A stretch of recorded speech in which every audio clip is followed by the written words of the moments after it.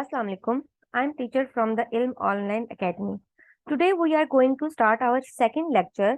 In the first lecture we have discussed the past papers that are of multiple choice questions. Okay, and the session was 2010. अब हम उसका जो second part है वो continue करने लगे हैं. In the last lecture we have discussed the multiple choices up to question number 15. Now we will start from question number 16. You can see the paper on the screen. Now let's start the lecture. In the question number 16, they are saying that which change is condensation. ठीक है, condensation का process जो है वो आपको ये जो blocks बने इसमें आपके पास कौन सा चेंज आपको रिप्रेजेंट कर रहा है कि कंडेंसेशन आपके पास किस प्रोसेस में होती है.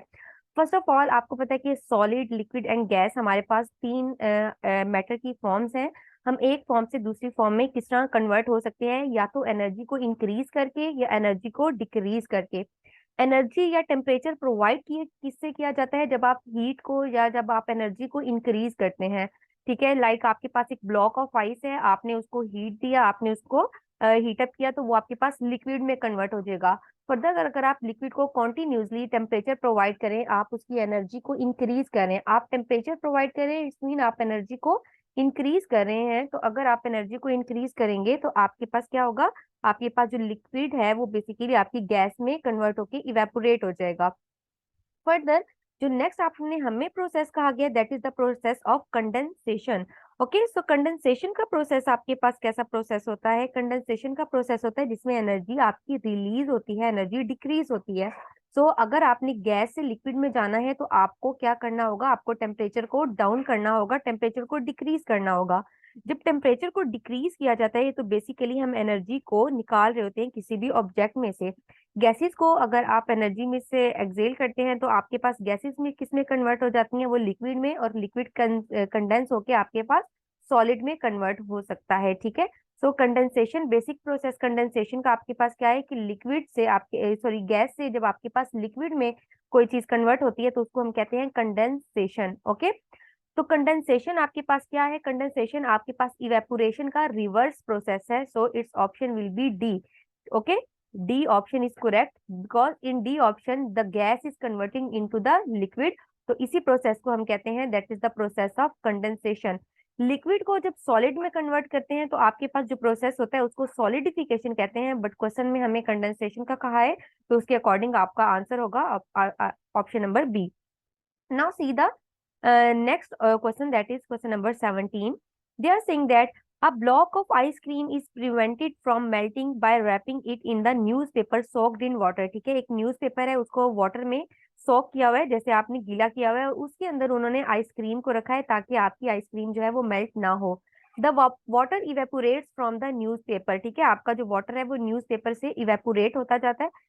Which molecule escape from the water and what happens to the average speed of the water molecule that remain in the newspaper. ठीक है, सबसे पहले इवेपोरेशन का प्रोसेस इसमें हो रहा है. इवेपोरेशन के प्रोसेस में क्या होता है, इवेपोरेशन के प्रोसेस में आपके पास जो हाई एनर्जी मॉलिक्यूल होते हैं लेकिन वो सिर्फ सरफेस से, ठीक है, हाई एनर्जी मॉलिक्यूल सरफेस से एस्केप हो जाते हैं, और जो लो एनर्जी मॉलिक्यूल्स होते हैं वो सरफेस पे रह जाते हैं.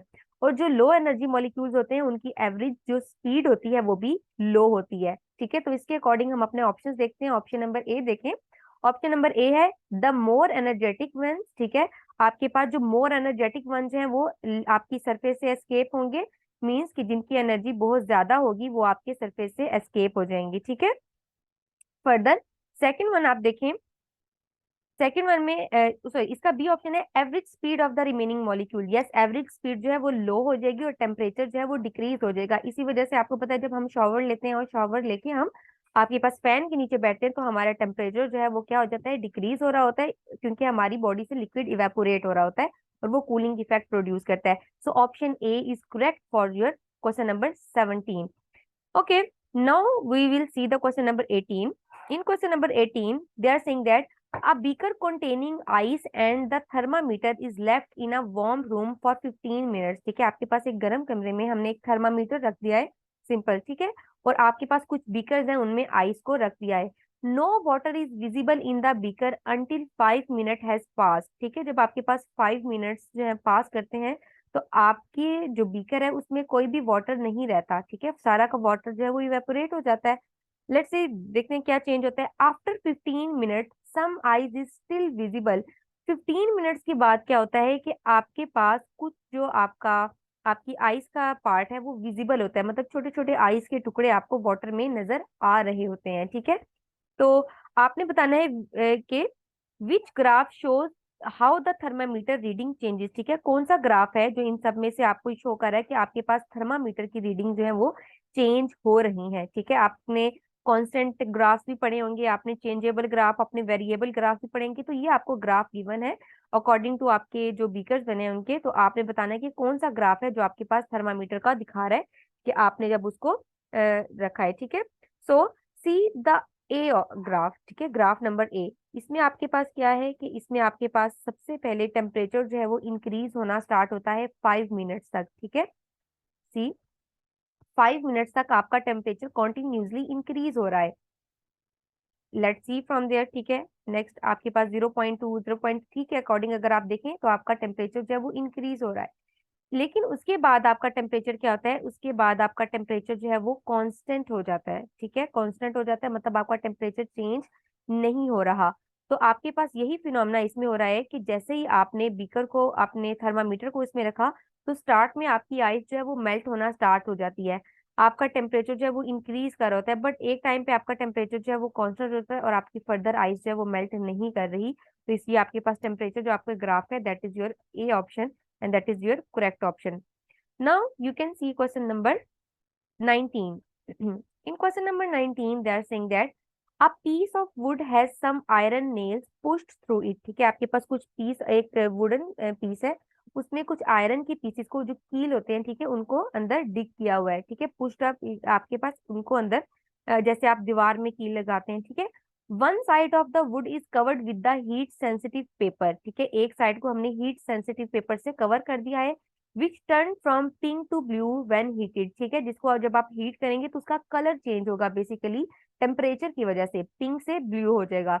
The wood is heated as shown for a few minutes. ठीक है, आपके पास जो वुड है उसको थोड़ी देर के लिए हीट अप किया जाता है, and blue dots appears on the heat sensitive paper. क्यों, आपको पता है कि उन्होंने आपको कैसे बताया कि जब आप हीट प्रोवाइड करेंगे तो टेम्परेचर क्या होगा, टेम्परेचर आपका चेंज होगा और आपके पास जो है वो आपको शो होगी कि आपके कलर चेंज हो गया। ठीक है, आपके हीट सेंसिटिव पेपर का। This experiment shows that compare to wood iron is a good. आपने बताना है कि इसके अकॉर्डिंग कि आपका जो देखें उसको आपको बताया कि appear on the heat sensitive paper where it touches the nail. जहां जहां पर नेल्स हैं आपके, वहीं पर आपको ब्लू डॉट्स शो हो रहे हैं, बाकी आपके पास जो है वहां पर आपको इतने ज्यादा ब्लू डॉट्स शो नहीं हो रही है। जस्ट लाइक दिस, इस पॉइंट पे नेल है तो यहाँ पर, इधर यहाँ पर आपको ब्लू डॉट शो होगा, एंड ऑन दिस पॉइंट आपको एक ब्लू डॉट शो होगा। इसमें आपके रीजन क्या है कि आपको नेल वाली जगह पे ही ब्लू डॉट क्यों शो हो रहा है? तो अगर आप इसके अकॉर्डिंग देखें तो आपको पता है कि नेल जो है, जो आपका मेटल होता है, लोहा, वो आपका गुड कंडक्टर होता है हीट का, जो कि हीट को बहुत जल्दी एब्जॉर्ब करता है। वुड जो है, वुड इज एन इंसुलेटर, और इंसुलेटर हमारे पास क्या करते हैं, इलेक्ट्रिसिटी को भी ज्यादा कंडक्ट नहीं करते जल्दी, और आपके पास जो आपकी हीट होती है उसको भी कंडक्ट नहीं करते जल्दी। So from this your option will be B. Okay, now let's move to the question number 20. In question number 20, they are saying that which group contain only transverse waves. ठीक है, आपके पास waves के कुछ names दिए हुए हैं, उन waves में से आपने चूज करना है कौन सी waves हैं जो ट्रांसवर्स वेव की तरह बिहेव करती हैं। आपको ट्रांसफर वेव और लॉन्गिट्यूडनल वेव में डिफरेंस पता है? ट्रांसफर वेव और लॉन्गिट्यूडनल वेव्स आपके पास कैसी वेव्स होती हैं? ऐसी वेव, ट्रांसवर्स वेव ऐसी वेव होती हैं जिनमें पार्टिकल की मोशन और आपके वेव की मोशन परपेंडिकुलर होती है। जब आपकी वेव प्रोपोगेट करती है, मूव करती है एक पॉइंट से दूसरे पॉइंट तक, जो पार्टिकल्स होते हैं उनकी मोशन अप एंड डाउन होती है, और जो वेव प्रोपोगेट करती है वो आपके पास फॉरवर्ड पोजीशन में करती है, और इसके अकॉर्डिंग आपका जो एंगल होता है वो 90 डिग्री होता है। तो हम यहाँ पर ट्रांसफर वेव्स देखेंगे कि ट्रांसफर वेव्स आपके पास कौन सी वेव्स होती हैं। ठीक है, okay, C infrared waves, light waves, sound waves. ठीक है, आपके पास साउंड वेव जो है वो आपके पास बेसिकली लॉन्गिट्यूडनल की फॉर्म में प्रोपोगेट होती है, so A option is not correct. B option infrared wave, light wave, ultra violet wave. ठीक है, लाइट वेव भी आपके पास जो है वो ऐसे होती है प्रोपोगेट। इंफ्रारेड वेव जो सी ऑप्शन, सॉरी, आपका बी ऑप्शन है infrared wave, light wave and ultraviolet. Light wave भी आपके पास जो है वो प्रोपोगेट करती हैं in the form of transverse wave, ठीक है, और इंफ्रारेड वेव भी, और आपके पास जो अल्ट्रा वायलेट रेडिएशन है, जो यूवी रेडिएशन सन से हमारी अर्थ पे आती हैं, वो भी आपके पास ट्रांसवर्स वेव की तरह ही बिहेव करती हैं। तो ऑप्शन बी में आपके पास ऐसे ऑप्शन कंटेनिंग है जो कि आपके पास ट्रांसफर वेव की तरह बिहेव करते हैं। So option B will be your correct option. Okay, now move to the question number 21. You can see on my screen. They are saying that the diagram represents two different sound waves. ठीक है, आपको दो different sound waves जो हैं वो आपको दिखाई हुई हैं। ठीक है, फर्स्ट की डिस्प्लेसमेंट और आपको टाइम और आपको वेव की शेप दिखाई हुई है। ठीक है, उन्होंने आपको कहा है how do the frequency and pitch of P compared with the frequency and pitch of Q. You can see कि आपके पास फ्रीक्वेंसी और पिच का रिलेशन क्या होता है। पिच आपके पास बेसिकली होती है लाउडनेस या फिर शार्पनेस ऑफ द साउंड। जो गर्ल्स की वॉइस होती है उसमें आप देखेंगे एक श्रीक पर एक थोड़ा सा होता है, जैसे उनकी पिच जो है वो बहुत ज्यादा हाई होती है, इस वजह से उनकी वॉइस जो है वो बहुत पतली होती है। कुछ बॉयज वगैरह जो होते हैं उनकी वॉइस जो है वो थोड़ी हैवी होती है, बिकॉज उनकी वॉइस की पिच लो होती है। तो पिच और फ्रीक्वेंसी का आपके पास रिलेशन जो है उसके अकॉर्डिंग आपने इसका बताना है। ठीक है अच्छा, आपने ये बताना है कि पिच का और फ्रीक्वेंसी का क्या रिलेशन होगा। तो जो आपके पास पी वेव है और आप क्यू वेव देखें, सबसे पहले आप देखिए फ्रीक्वेंसी आपके पास क्या है। जितनी फ्रीक्वेंसी होगी उतनी ही अगर आपके पास पिच होगी तो आपके पास आप वेव जो है वो बिल्कुल सेम होगी। ये देखें, इसमें आपके पास फ्रीक्वेंसी कितनी है, फर्स्ट वेव प्रोपोगेट की, second wave, and this is your third wave propagate कर रही है। Okay, in this part your first wave propagate कर रही है and this is your second wave and this is your third wave propagate कर रही है। ओके, तो इट्स मीन इसकी भी फ्रीक्वेंसी 3 हर्ट्ज है एंड जो आपके पास पी वेव है इसकी फ्रीक्वेंसी भी आपके पास 3 हर्ट्ज है। तो अगर आपके पास दोनों वेव्स की फ्रीक्वेंसी सेम है तो इट्स मीन उनकी पिच भी सेम होगी। ठीक है, रिलेशन जो फ्रीक्वेंसी का है वो पिच के साथ होता है। जो जैसे आपके पास फ्रीक्वेंसी इंक्रीज करती है पिच इंक्रीज करती है, फ्रीक्वेंसी डिक्रीज करती है पिच भी डिक्रीज करती है। बट आप देखें जैसे हमने अभी ड्रॉ करके देखा है, वेव पी की भी फ्रीक्वेंसी सेम है और वेव क्यू की भी फ्रीक्वेंसी सेम है, तो इट्स मीन इनकी पिच भी सेम होगी। So according to this your option is option number D, जिसमें पिच भी सेम है और आपकी फ्रीक्वेंसी ऑफ पी जो है वो आपके पास सेम है। Okay, now move to the question number 22.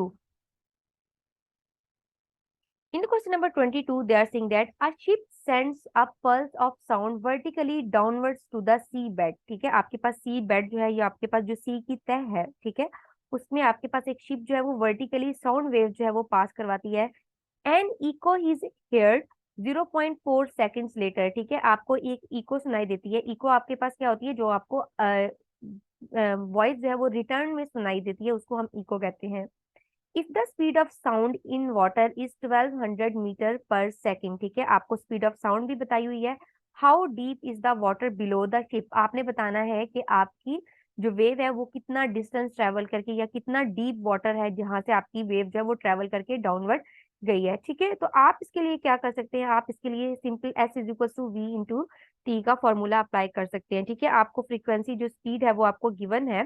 ठीक है, और आपको टाइम भी गिवन है। ठीक है, तो बेसिकली अगर आप इससे ऑप्शन निकालें तो आपका ऑप्शन क्या होगा, आपका ऑप्शन होगा 480। बट इको आपके पास कब सुनाई देती है, इको आपको दोनों डिस्टेंस ट्रेवल करने के बाद सुनाई देती है। और वो बाद सुनाई देने का मतलब क्या है, इको आपको कैसे सुनाई देगी, देखें, अगर आप s is equal to V T से फॉर्मूला डिराइव करते हैं, s is equal to V into T, तो velocity is equals to 1200 and multiplied with the time, so time is 0.4 seconds। ठीक है, तो जब आप 1200 को 0.4 सेकंड से मल्टीप्लाई करेंगे your answer will be 480 metre. But echo के लिए आपके पास क्या है, ये आपके पास टोटल डिस्टेंस ट्रेवल है। Okay, that is your total distance travel, जो आपको वॉइस एक दफा गई है सी बेड तक और जाके आपके पास अगेन आपको वापस सुनाई दिया है। बट आपको डिस्टेंस सिर्फ सी की डेप्थ तक का चाहिए, तो आप क्या करेंगे, ये जो एक तो आने का डिस्टेंस और एक जाने का डिस्टेंस टोटल 480 है, तो आप क्या करें 480 को 2 पे डिवाइड कर दें। So when you will divide the 480 with 2 your answer will be equal to 240। ठीक है, तो आप 240 से डिवाइड करेंगे तो आपको सिर्फ सी की डेप्थ जो है वो मिल जाएगी। इको आपको जो है वो आपको सी तक जाने की और वापस आने की टोटल डिस्टेंस देगा, लेकिन आपको सिर्फ सी की डेप्थ चाहिए, तो आप उसको 2 से डिवाइड कर देंगे। So your option will be A. Now let's move to the question number 23।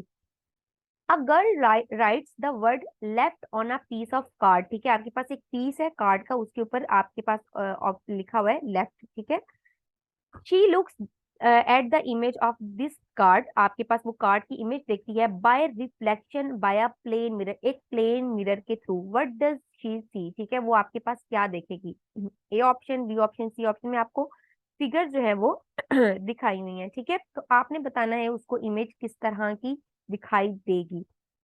Okay, आपने कभी देखा होगा कि एम्बुलेंस जो है, ठीक है, एम्बुलेंस के आगे जो आपके पास एम्बुलेंस लिखा होता है वो आपको प्रॉपर जो है वो चेंज उलट करके लिखा होता है, इन्वर्ट लिखा होता है। ठीक है, वो आपको क्यों लिखा हुआ है? ताकि जो नेक्स्ट आपके पास कोई कार मूव कर रही है उसके जो मिरर होता है, उसके मिरर में आपको प्रॉपर जो वर्ड जो है वो सेम नजर आ सके। बिकॉज जब रिफ्लेक्शन एक प्लेन मिरर के थ्रू होती है तो आपको चीजें लेफ्ट टू राइट और राइट टू लेफ्ट नजर आती हैं।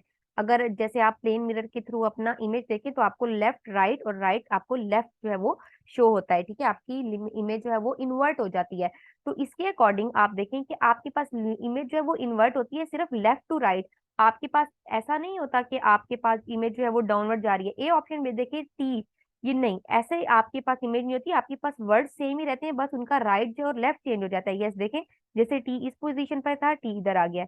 एफ इस पोजीशन पे था, F is now in this position, E is in this position and L is in this position. ठीक है, okay, in this C no, इस फॉर्म में आपके पास वर्ड इस तरह करके उलट नहीं होते हैं, वर्ड की जस्ट साइड आपके पास चेंज हो जाती है ताकि वो आपको शो हो सके। तो according to this your option is option number B. You can study it from your chapter that is of lenses. ठीक है, आपके पास उसमें बेसिक सारी इंफॉर्मेशन इसके अकॉर्डिंग गिवन है। Okay, now let's move to the question number 24. In question number 24 they are saying that water waves in a tank passes over a thin plastic block as shown। ठीक है, आपके पास एक thin plastic block है, उसके ऊपर से water waves जो है वो मूव कर रही हैं। What happens to the wave as they reach the plastic block? जब वो प्लास्टिक ब्लॉक के पास पहुंचेंगी तो वेव्स के अंदर क्या फिनोमेना जो है वो प्रोड्यूस होगा? हम्म, आपको पता है कि जब वेव्स एक मटेरियल से, एक मीडियम से दूसरे मीडियम में एंटर होती हैं तो वो रिफ्रैक्ट हो जाती हैं। और रिफ्लेक्शन और रिफ्रैक्शन जो है वो आपके पास डेंसर और लाइटर मीडियम में उनकी स्पीड को स्लो या फिर इंक्रीज कर देती है। फर्स्ट ऑफ ऑल तो जो आपके पास फिनोमेना होगा वो रिफ्रैक्शन का होगा, बिकॉज आपका मटेरियल जो है या आपकी जो वाटर मूव कर रही थी, जो वेव्स मूव कर रही थी, वो प्लास्टिक ब्लॉक में एंटर हो रही है, उनका मीडियम चेंज हो रहा है। सेकेंड थिंग ये कि वो एक डेंसर मीडियम है तो वो उनकी स्पीड को क्या कर देगा? वो उनकी स्पीड को स्लो डाउन कर देगा। सो अकॉर्डिंग टू दिस आपने देखना है wave will diffract, and B में भी आपके पास है डायफ्रैक्शन। नो, डायफ्रैक्शन हमेशा आपके पास दो स्लिट्स के दरमियान में होती है, जो जिनके दरमियान कोई गैप हो और बाकी जगह पे आपके पास कोई स्पोर्ट हो। सी ऑप्शन में देखें दे आर रिफ्रैक्टेड, वो रिफ्रैक्ट होंगी because they slow down. Yes बिल्कुल, ये आपके पास है क्योंकि वो आपके पास एक डेंसर मीडियम है, वहां पर उनकी स्पीड जो है वो स्लो डाउन हो जाएगी। और आपको पता है उनकी वेवलेंथ जो है वो शॉर्ट आपको दिखाई हुई है। जब वेवलेंथ आपके पास डिक्रीज हो जाएगी, ठीक है, और आपके पास फ्रीक्वेंसी जो है वो क्या हो जाएगी? आपकी फ्रीक्वेंसी इंक्रीज हो जाएगी और आपकी स्पीड जो है वो स्लो डाउन हो जाएगी डेंसर मीडियम में। ओके, नेक्स्ट आपके पास है question number 25। Okay, in question number 25 they are saying that a scientist is trying to direct a ray of light through a glass block. ठीक है, आपके पास एक रे ऑफ लाइट है, उसको ग्लास ब्लॉक में से वो रिफ्रैक्ट करवा रहे हैं। ठीक है, सॉरी, डायरेक्ट रिफ्रैक्ट की बात नहीं की उन्होंने। Without any light living the top of the block. ठीक है, आपके पास कोई जो आपके पास टॉप ऑफ ब्लॉक है उसमें से कोई लाइट जो है वो आपके पास इमर्ज नहीं हो रही। However some light does leave the top, लेकिन कुछ लाइट है जो कि आपके पास टॉप से लीव हो रही है। ठीक है, the scientist changes the angle X and stop the रे of light living the top. ठीक है, वो क्या करते हैं, वो आपके पास थोड़ी एंगल को चेंज करते हैं ताकि जो लाइट आपके पास एमर्ज हो रही है टॉप से वो भी आपके पास एमर्ज ना हो, वो भी वहां से ना निकले। Which row in the table describe the change of angle X and the name of the effect produce. ठीक है, जो इफेक्ट आपके पास हो रहा है जिसमें से एक लाइट जो है वो एक मीडियम से पास करके दूसरे मीडियम में एंटर हो रही है, वो आपके पास कैसा आपको फिनोमेना दिखा रही है। ठीक है, आपने फिनोमेना भी देखना है और आपने ये भी बताना है कि उसका इफेक्ट क्या होगा एंगल पे। आपको एंगल को इंक्रीज करना होगा, डिक्रीज करना होगा, ये आपके पास इसको क्या करना होगा। फर्स्ट ऑफ ऑल तो देखिए आपके पास कि आपको एंगल के साथ आपका क्या रिलेशन होगा। आपको ऑप्शन में सबसे पहले चेंज ऑफ एंगल का बताया हुआ कि आपने एंगल को क्या करना है। तो ये याद रखिएगा कि आप एक्स के एंगल को इंक्रीज करेंगे। जैसे जैसे आप एक्स के एंगल को इंक्रीज करेंगे आपके पास ये जो रे है ये इस पॉइंट से डाउनवर्ड जाना, ऐसे इस पॉइंट से इस इधर आना स्टार्ट हो जाएगी। और ज्यादा आपके एंगल को इंक्रीज करेंगे तो रे एंटर हो जाएगी, फिर सारी की सारी रे जो है वो अंदर एंटर होना स्टार्ट हो जाएगी। ठीक है, तो आप फर्स्ट ऑफ ऑल एंगल को इंक्रीज करेंगे। और जो फिनोमेना होगा वो आपके पास कौन सा फिनोमेना होगा, आपको पता है ये आपके पास फिनोमेना है टोटल इंटरनल रिफ्लेक्शन का। आपके पास लाइट रिफ्लेक्ट होगी। रिफ्लेक्ट कैसे होगी, जब टोटल लाइट एक मीडियम से जाके दूसरे मीडियम में ही अपने ही मीडियम में एंटर हो जाएगी। बिकॉज हम एंगल को इंक्रीज कर देंगे, जब एंगल बहुत ज्यादा इंक्रीज होगा तो टोटल लाइट अगेन उसी मीडियम में एंटर हो जाएगी। और आपको पता है कि जब टोटल लाइट अगेन उसी मीडियम में एंटर हो जाती है तो वो हमारे पास फिनोमेना क्या होता है, फिनोमेना ऑफ रिफ्लेक्शन। रिफ्रैक्शन क्यों नहीं होगी, रिफ्रैक्शन में आपके पास वेव दूसरे मीडियम में एंटर हो रही होती है। Now see question number 26. In 26 they are saying that which statement about a magnet is not correct। ठीक है, मैग्नेट के अबाउट आपके पास कौन सी स्टेटमेंट है जो करेक्ट नहीं है। It can attract another magnet, कि वो दूसरे मैग्नेट को अट्रैक्ट करता है, वो तो बिल्कुल अट्रैक्ट करता है। ठीक है, अगर कोई उसके साथ एक मैग्नेट का नॉर्थ और दूसरे का साउथ पोल हो तो वो अट्रैक्ट करेगा। Opposite poles always attract each other. B option, it can attract an unmagnetised piece of paper, वो अगर आपके पास कोई अनमैग्नेटाइज्ड है पेपर है उसको कर सकता है। यस, उसमें आपके पास चार्जेस को इंड्यूस करके उसको उसके अंदर मैग्नेटिज्म को इंड्यूस करवा के हो सकता है वो। C, it can repel another magnet. ठीक है, वो आपके पास दूसरे मैग्नेट को रिपेल कर सकता है। ठीक है, कि आपके पास दूसरे को रिपेल कर सकता है मैग्नेट को। तो ये आपके पास C option. Next D option है आपके पास है, it can repel an unmagnetised piece of magnet. ठीक है, वो आपके पास अनमैग्नेटाइज्ड को रिपेल कर सकता है। ठीक है, अच्छा अब एक मैग्नेट है और दूसरा भी आपके पास मैग्नेट है तो वो उसको अट्रैक्ट करेगा। अगर तो उसका पोल जो है वो आपके पास डिफरेंट होगा, मे बी इसमें थोड़ा केस ऐसे भी आ सकता है कि पोल्स अगर आपको गिवन हो। ठीक है, तो 26 के अकॉर्डिंग आपका होगा कि it can repel the unmagnetised, वो अनमैग्नेटाइज को रिपेल नहीं करता। ठीक है, अनमैग्नेटाइज में वो आपके पास चार्जेस को पर जो है वो टेम्परेरीली इंड्यूस करवा के उसको आपके पास क्या करता है, अट्रैक्ट कर लेता है। ठीक है, कुछ चार्जेस जो आपके पास, लेट से कि आपके पास एक मैग्नेट है। ठीक है, आप ये उसका नॉर्थ पोल है, आप किसी अनमैग्नेटाइज मटेरियल को इसके पास ले आते हैं तो अनमैग्नेटाइज मटेरियल में जो आपका पोल है जिसके अंदर जो ऑपोजिट पोल होगा, ठीक है, जो आपके पास ऑपोजिट साइड होगी वो इस साइड पे आके अट्रैक्ट हो जाएगी और दूसरे चार्जेस है वो दूसरी साइड पे मूव कर जाएंगे, वो आपके पास एज अ मैग्नेट बिहेव करेगा। ठीक है, तो ये आपके पास कैसे आपके पास होगा, तो आपके पास अनमैग्नेटाइज में रिपल्जन नहीं होती है। ठीक है, क्योंकि चार्जेस इंड्यूस हो जाते हैं, आपके पास जो लाइक चार्जेस होते हैं वो आपके पास दूसरी तरफ चल जाते हैं और अनलाइक चार्जेस हैं वो आपके पास अट्रैक्ट होके एक साइड पे आ जाते हैं। तो 26 के अकॉर्डिंग आपका ऑप्शन होगा option number D.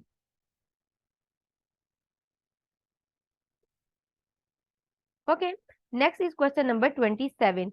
In question number 27, they are saying that a chain of steel nails and a chain of iron nail hang from a strong magnet। एक strong magnet के through आपने chain है आपके पास nails की, आपने उसको iron के nails और स्टील के नेल्स को एक मैग्नेट के साथ जोड़ दिया है। The chain are then carefully remove from the magnet, फिर उनको रिमूव करवा दिया जाता है। What happens to the chain, chain के साथ क्या होगा, बोथ चेन फॉल अपार्ट, दोनों चेन जो है जब वो गिर जाएंगी जब आप उनको सेपरेट करेंगे। बोथ चेन स्टे टुगेदर, वो एक दूसरे के साथ मतलब स्टे टुगेदर मतलब वो आप एक दूसरे के साथ जुड़ी रहेंगी। C, only the chain of iron nails fall apart, सिर्फ जो आयरन की नेल है वो आपके पास गिर जाएगी। ठीक है, अच्छा इसमें आपके पास ये ऑप्शन करेक्ट है कि आयरन की जो नेल है वो आपके पास गिर जाएगी जैसे ही आप उसको रिमूव करेंगे, क्योंकि आयरन ही आपके पास उसके साथ क्या हो रहा है, अट्रैक्ट कर रहा है, अट्रैक्ट हो रहा है। स्टील में क्या होगी, स्टील में आपके पास स्टील में डीमैग्नेटाइजेशन इंड्यूस मैग्नेट हो जाएगा और वो आपके पास जो है वो ऐसे करके कनेक्टेड रहेगी। ठीक है, ओके। नेक्स्ट आपके पास ऑप्शन है ऑप्शन नंबर 28। ये आपका बेसिकली इलेक्ट्रिसिटी के टॉपिक में से आपका क्वेश्चन नंबर 28।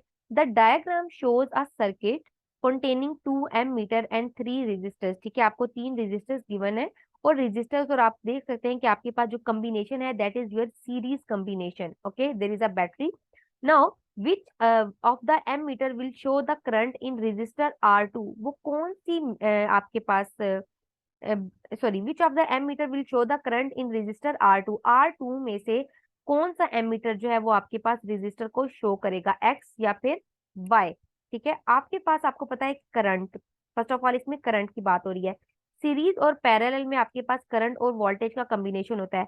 वोल्टेज आपके पास पैरेलल कॉम्बिनेशन में सेम रहती है। ओके, पैरेलल कॉम्बिनेशन में आपके पास वोल्टेज सेम रहती है, और जो आपके पास सीरीज कॉम्बिनेशन होता है उसमें आपके पास करंट सेम होती है। ठीक है, तो ये सीरीज कॉम्बिनेशन है जिसमें आपके पास करंट जो है वो आपके पास सेम है। सो सी ऑप्शन देखिए, both ammeter and Y meter. क्यों? क्योंकि हर कंपोनेंट में से इक्वल करंट पास होगा, तो एम मीटर भी आपको करंट शो करेगा और आपको वाई मीटर भी जो है वो आपको करंट शो करेगा। ठीक है, तो 28 के अकॉर्डिंग आपका ऑप्शन होगा option number C, because series circuit में आपके पास करंट जो है वो आपके पास पैरेलल रहती है। ठीक है, ओके। नेक्स्ट देखिए आप, next is your question number 29। In question number 29, guess question number 29 is your of your parallel combination. They are saying that a circuit containing two resistors connected in parallel with the battery. ठीक है, आपके पास दो circuits हैं, उनको आपने connect किया हुआ है पैरेलल जो है वो बैटरी के थ्रू। ठीक है, विच of the following statement about the current P and Q and R is true. आपके पास P, Q और R के थ्रू जो आपके पास वैल्यू है वो आपने करेक्ट बतानी है। The current eight P is the greatest, P part पे आपके पास जो करंट है वो ग्रेटेस्ट होगी। ठीक है, उसके बाद देखें आप नेक्स्ट क्यू बी पार्ट है आपका, the current at Q is the greatest, जो करंट क्यू है वो आपके पास ग्रेटेस्ट होगी। ठीक है, the current at R is greatest, R में आपके पास करंट ग्रेटेस्ट होगी। जो डी ऑप्शन है, the current is the same at P Q R, जो आपके पास पी क्यू आर है उन पे करंट सेम होगी। नो, आपके पास ये पैरेलल कॉम्बिनेशन है, पैरेलल कॉम्बिनेशन में आपके पास वोल्टेज सेम होती है, करंट सेम नहीं होती है। ठीक है,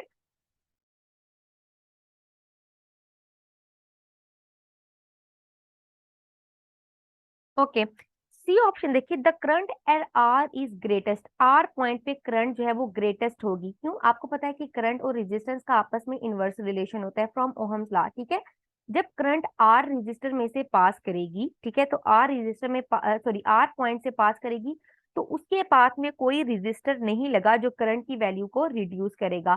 तो इट्स मीन जो आर वैल्यू है वहां से सबसे ज्यादा करंट पास करेगी। फिर आर के बाद पी में से भी करंट रिड्यूस करके पास करेगी, क्योंकि यहाँ पर 2 ओहम का रेजिस्टर लगा हुआ है। और आपके पास जो क्यू है उसमें से सबसे ज्यादा करंट लो पास करेगी, बिकॉज वहां पर भी आपके पास एक रजिस्टर लगा हुआ है। ठीक है, तो आप इसके ऑप्शन को चूज करेंगे option number C. Okay, next is question number 30. Yes, in question number 30, they are saying that the potential difference across a resistance causes a current in it. ठीक है, आपके पास जो पोटेंशियल डिफरेंस है उसकी वजह से करंट जो है किसी भी सर्किट में से पास होती है। यस, अगर आपने पोटेंशियल डिफरेंस बेसिकली है कि आपकी ईएमएफ, आपकी वोल्टेज। ठीक है, जब आप वोल्टेज प्रोवाइड करेंगे, बैटरी प्रोवाइड करेंगे, तो बैटरी ही आपके इलेक्ट्रॉन्स को पुश करेगी, जिसकी वजह से आपके इलेक्ट्रॉन जो है वो फर्दर मूव करेंगे। ठीक है, तो the potential difference and the resistance of the resistors can both be change. तो आपके पास ये दोनों जो है वो चेंज हो सकते हैं। आपके पास पोटेंशियल डिफरेंस ही मतलब आप बैटरी या वोल्टेज को इंक्रीज या डिक्रीज कर सकते हैं, और आप रेजिस्टर की वैल्यू को भी डिक्रीज या इंक्रीज कर सकते हैं। Which row show two changes that will both increases the current in the resistance. ठीक है, तो आपने बताना है कि रेजिस्टर में से करंट की वैल्यू को कौन सी चीज जो है वो इंक्रीज करेगी। अब आपको पता है कि अगर आप वोल्टेज को इंक्रीज करते हैं तो करंट इंक्रीज हो जाएगी, और अगर आप रेजिस्टेंस को डिक्रीज करते हैं तो भी आपकी करंट जो है वो इंक्रीज हो जाएगी। ठीक है, बिकॉज फ्रॉम ओहम लॉ आपको पता है कि वोल्टेज जो है वो आपके पास डायरेक्टली प्रोपोर्शनल होती है आई से। जब आप करंट वोल्टेज को इंक्रीज करते हैं तो उससे आपकी करंट आई जो है वो भी इंक्रीज हो जाती है। लेकिन आपके पास जो करंट है उसका रेजिस्टेंस के साथ इनवर्स रिलेशन होता है, I direct is inversely proportional to R. अगर आप रेजिस्टेंस डिक्रीज करते हैं तो आपकी करंट की वैल्यू आपके सर्किट में से इंक्रीज हो जाती है। ठीक है, तो इसके अकॉर्डिंग आप ऑप्शन नंबर सी देखिए, increases the potential difference. Potential difference means आप बैटरी जो है वो लार्जर उसकी अप्लाई करें। ठीक है, और आपके पास डिक्रीज इन रेजिस्टेंस, अगर आप रेजिस्टेंस को डिक्रीज करेंगे तो आपके पास जो वैल्यू है वो आपको ज्यादा अच्छी मिलेगी। ठीक है, आपके पास करंट की वैल्यू इंक्रीज हो जाएगी। ओके बच्चे, दीज वर द क्वेश्चंस, ठीक है। हमने मल्टीपल चॉइस आपके पास 2010 के डिस्कस किए हैं। इसके अकॉर्डिंग आप अपने बाकी पेपर्स के जो चैप्टर्स हैं उनको निकाल के इनके अकॉर्डिंग आप उनको सॉल्व कर सकते हैं। इंशाल्लाह in the next lecture we will start your theory part, ठीक है। हम थ्योरी पार्ट में से आपके कुछ क्वेश्चंस को रिवाइज करेंगे और उनको हम सॉल्व भी करेंगे व्हाइट बोर्ड पे। ओके, अल्लाह हाफिज।